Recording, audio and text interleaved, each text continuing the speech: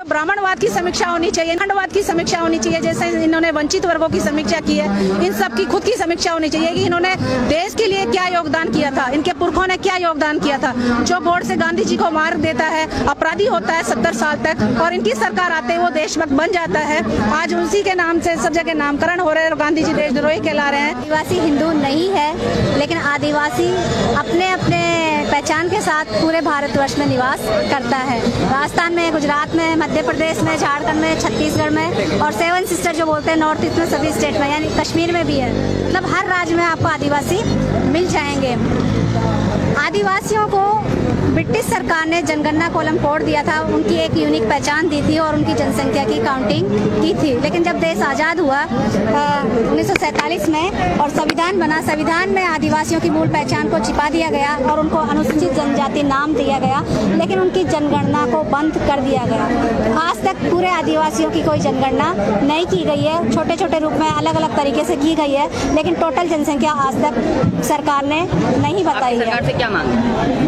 हमारी सरकार से कोई मांग नहीं है। हम चाहते हैं कि हमारी जो ओरिजिनल पहचान है आदिवासी ट्राइबल, उसको कोड किया जाए और उसके हमारी जनसंख्या काउंट की जाए। पूरे देश भर में आदिवासी, चाहे उनकी भाषाएं अलग है, चाहे पहनावा अलग है, चाहे उनका भौगोलिक प्रदेश अलग है, चाहे उनका रहन सहन अलग है, चाहे खान पान अलग है, लेकिन हम सब आदिवासी इस भारत के मूल निवासी हैं, मूल मालिक हैं, मूल बाशिंदे हैं, देशज हैं, इस देश के पूरे हकदार हैं। तो उन हकदारों को उनका मूल अधिकार मिलना चाहिए, उनकी मूलभूत सुविधाएं मिलनी चाहिए और उनकी बातें माननी चाहिए। कौन से अधिकार नहीं दे पा रही है सरकार? आप बात कर रही है अधिकार की बात। अधिकार तो क्या, उनकी मूल पहचान को ही छीन चुकी सरकार, अधिकार क्या देगी? आदिवासियों को तो मूल मालिक है, उन मूल मालिकों से अधिकार छीन कर ही तो संविधान में व्यवस्था दी गई थी, अनुसूची 5 और अनुसूची 6, और जो वन अधिकार कानून है 2006, या पैसा एक्ट है, या जो आरक्षण की जो व्यवस्था की गई थी 7.5% SC के लिए और 15 पे ST के लिए, वो आरक्षण आज तक पूरा नहीं हुआ है। आप इस बात का पता इस तथ्य से लगा सकते हैं, जब 1947 में देश आज़ाद हुआ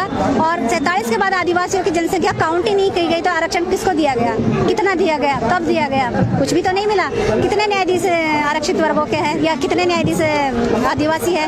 और अब न्यायाधीशों ने सुप्रीम कोर्ट से आदेश दे दिया कि आदिवासियों को आरक्षण मौलिक अधिकार नहीं है, ये राज्य की इच्छा पर निर्भर होगा। वो सुप्रीम कोर्ट के न्यायाधीश किस हक से बोलते हैं? संविधान सर्वोपरि है या वो न्यायाधीश सर्वोपरि है?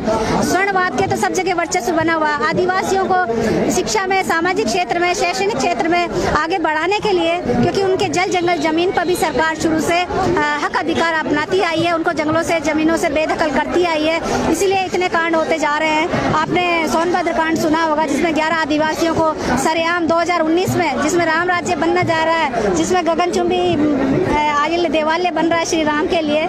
ऐसे मतलब पैसा अनावश्यक रूप से खर्चा किया जाता है, लेकिन आदिवासियों के नाम पे सरकार के पास फूटी कौड़ी नहीं मिलती। आदिवासियों की जो मूलभूत सुविधाएं, बच्चों के लिए शिक्षा, उस शिक्षा में भी आदिवासियों ने बहुत मतलब सरकार ने बहुत कटौती की है, और जो प्राथमिक विद्यालय थे या जो आश्रम व्यवस्था थी, जो हॉस्टल व्यवस्था थी, वो भी समाप्त कर दी है और किए हैं। सुप्रीम कोर्ट की बात करें, सुप्रीम कोर्ट के फैसले को लेकर, हाँ, क्या लगता है जो ये फैसला आया 2012 में उत्तराखंड सरकार ने डाला था, क्या इसमें सरकार की भी सह रही है बीजेपी की इस फैसले? बिल्कुल सह रही है, क्योंकि सरकार और स्वर्णवादी वर्ग बिल्कुल नहीं चाहते हैं कि जो वंचित वर्ग है, जो बहुजन समाज है, या जो ST है, SC है, OBC है या माइनॉरिटी है, वो समाज की मुख्य धारा में या देश की मुख्य धारा में आए। वो खुद नहीं चाहती, इसीलिए ऐसे ऐसे कानूनी फंडे या ऐसी ऐसी चीजें लाती है। जबकि आरक्षण मौलिक अधिकार दिया गया है संविधान में, फिर वो न्यायाधीश कैसे कहते हैं? वो कानून के किताबें तो पढ़ के आए हैं, लेकिन उनको प्रैक्टिकल जानकारी नहीं है, या फिर वो मनुवादी है, इसलिए उन वर्गों को वंचित करने के लिए वो ऐसे ऐसे अधिकार ले आते हैं। क्यों वो संविधान के खिलाफ जाते हैं? जब संविधान से देश चल रहा है, पूरी लोकतांत्रिक व्यवस्था है, जनता का, जनता के लिए, जनता के द्वारा चला हुआ चुना हुआ शासन व्यवस्था है, तो जनता के जब हकाधिकारी पूरे नहीं होंगे तो ऐसी व्यवस्था किस काम की?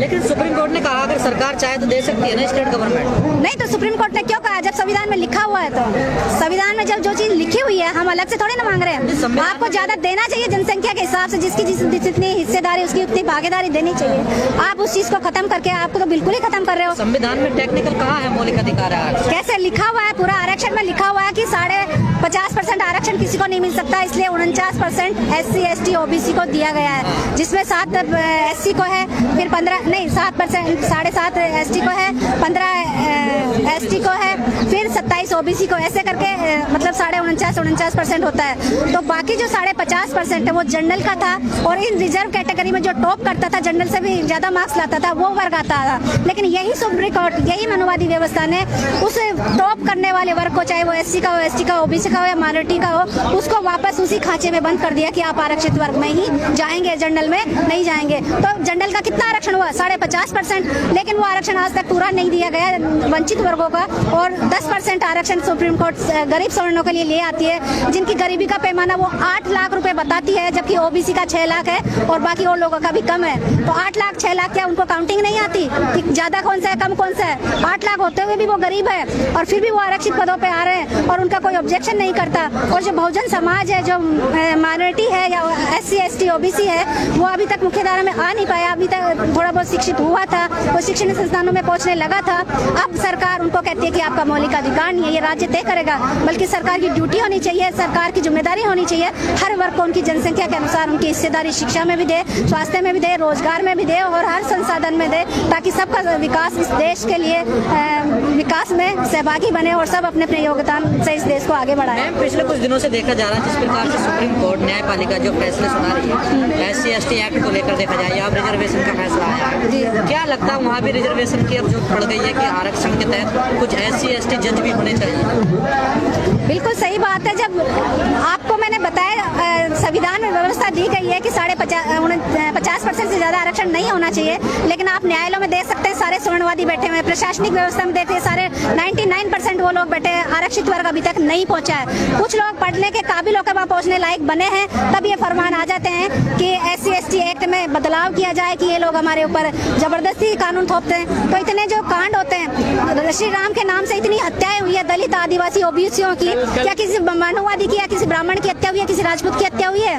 तो जो गौपाल लगते हैं उन्हीं को आप हत्या कर रहे हो, और जो मतलब जयकारे लगा रहे हो उनको देशभक्त बना रहे हो। उनको गुजरात में तो आर्मी के जवान की बारात पर पथराव, बिल्कुल दलित आदिवासी OBC मतलब वो किसी भी वर्ग, चाहे वो IAS हो या IPS हो, किसी भी बड़े स्तर पर पहुंच जाए, दलित समाज का व्यक्ति वो घोड़े पे चढ़ते ही उनकी क्यों मतलब मानसिकता विकृत हो जाती है कि उसको मारने पीटने लग जाते हैं या उसकी हत्या भी कर दी जाती है, या वो कुर्सी पे बैठ के खाना खाता है उनके साथ, तो कि वो क्यों खाया भाई हमारे सामने खाना, या उसने मुच्छे रख ली तो हमारी जैसे मुच्छे क्यों रखी।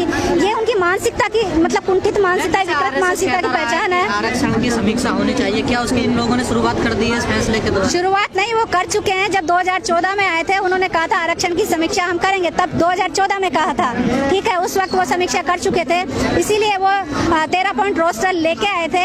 उस 13 पॉइंट रोस्टर से उन्होंने आदिवासियों को शिक्षण संस्थानों से बाहर निकाला था, क्योंकि रिजर्वेशन में आदिवासियों का 14वां पॉइंट होता है। जब 14 पॉइंट आपने खत्म कर दिया तो पूरी आदिवासी कौम जो 12 करोड़ है इस देश में, 1941 की जनगणना के अनुसार, 70 साल में तो जनगणना नहीं हुई, लेकिन 1941 में जो हुई थी उसमें 12 करोड़, 13 पॉइंट रोस्टर की कह रही हूँ कि 14 पॉइंट आदिवासियों का आता था, तो वो खत्म करके उसने आदिवासियों के साथ बेइंसाफी की है, बहुत बड़ा अन्याय किया है कि जो वर्ग काबिल हुआ था शिक्षण संस्थानों में पढ़ने पढ़ाने के लायक जो पढ़ा रहा था उसको, उसके लिए दरवाजे बंद कर दिए गए। तो समीक्षा क्या, ये तो खत्म कर चुके हैं। उसके बाद ये फिर बार बार फरमान लाते हैं कि वापस से समीक्षा होनी चाहिए, और अब सुप्रीम कोर्ट के माध्यम से इन्होंने आदेश दिलवाया है कि आरक्षण मौलिक अधिकार नहीं है।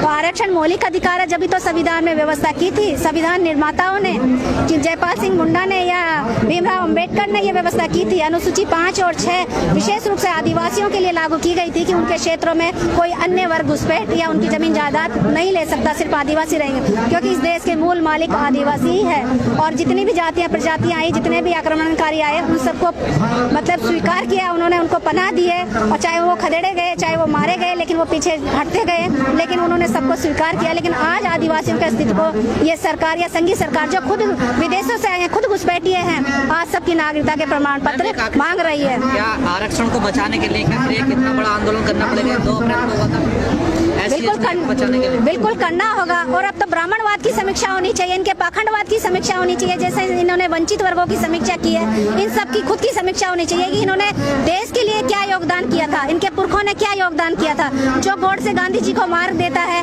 अपराधी होता है 70 साल तक, और इनकी सरकार आते ही वो देशभक्त बन जाता है।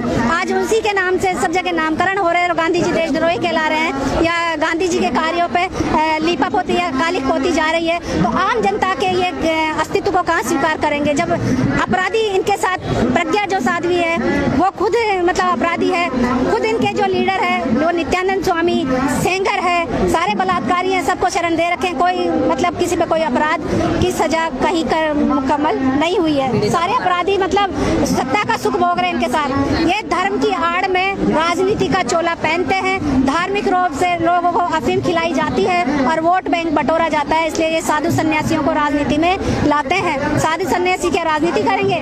वो तो मतलब हर चीज से मुक्त हो जाने चाहिए ना, फिर उनको सत्ता का लोभ क्यों है?